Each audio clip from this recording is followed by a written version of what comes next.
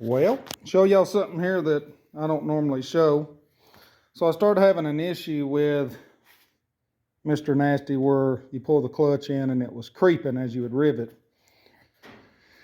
The current throttle cable was stretched all the way out. Now on these Banshees, if you don't know, they got a pancake bearing here. This is the lockup. And you adjust that and it pushes the upper clutch arm out. You're supposed to align these notches on the case, that notch and that notch. And I've done it just like the service manual says, and it don't ever seem to want to come out correctly. Whether it gives you enough adjustment on the handlebar, on the perch, or it does not. So I got a buddy that does this for a living, and he told me to adjust the pancake bearing until it pushes the clutch. The clutch pretty much be like this, and he'll push it out, and you lock the pancake bearing down there. So in the process, let me show you what I found here. There's the clutch cover, nothing wrong there, parts. This is the current state of the clutch arm. What did I do with that? I may have laid it over here. Oh, here it is. So this is, I'll get her to focus here. See that groove? That's not supposed to be there. See the slack in this? Right there. That's wore out too. So I've already put a new one in. New pancake or new clutch arm. And I ordered a new factory clutch cable. Now I had a Terry cable on this thing. And I've got it laying here, and there's really nothing wrong with it, but it seems to be stretched. Simply because that's an adjustment for it, but it moves freely. I don't know that it's stretched or nothing. It moves easy. You see how easy that went down? So I've got a new clutch cable, an OEM one coming. Put that on. Set the pancake bearing.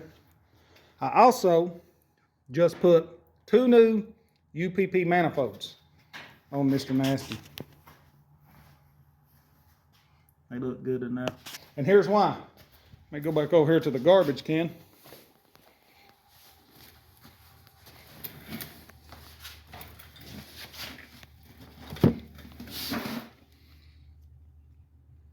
That's what happens to your manifolds when they wear out.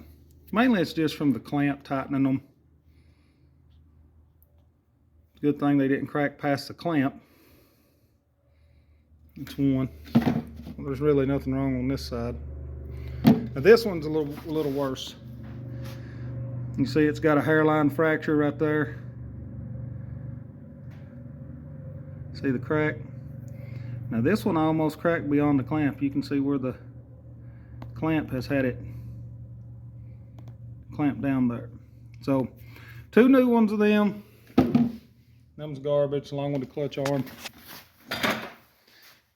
And so while I've got all the clutch taken apart on the Banshee, new clutch arm, new UPP manifolds. I'm gonna put the clutch cable on, reroute it, put it back in. Then I'm gonna flip it up on the driver's side. I'm gonna pull the slingshot apart and I'm gonna check these clutches here.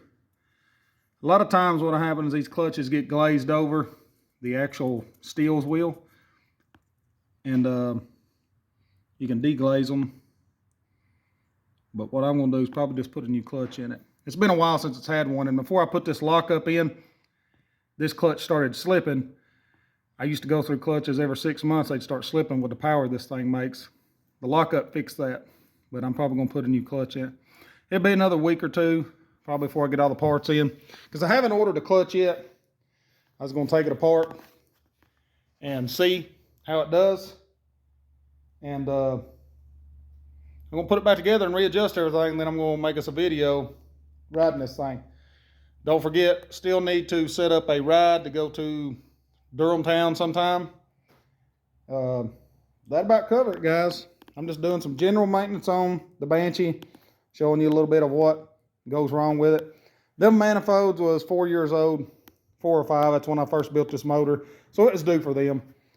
And I actually thought about buying a hydraulic clutch for it, but I've read good and mixed reviews of that, so wasn't for sure. But yeah, should have it up and running shortly. Like I said, I've got all the parts except for the clutch cable. That should be coming in maybe tomorrow. And then once I get that in, I'll reassemble it, put antifreeze in it, my oil, and if anybody wants to know, this is what I run for bottom end oil.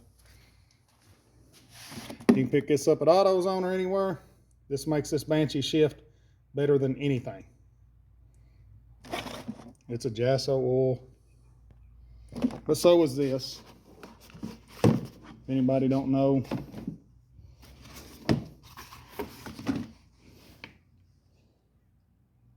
says it right there, Jasso MA2.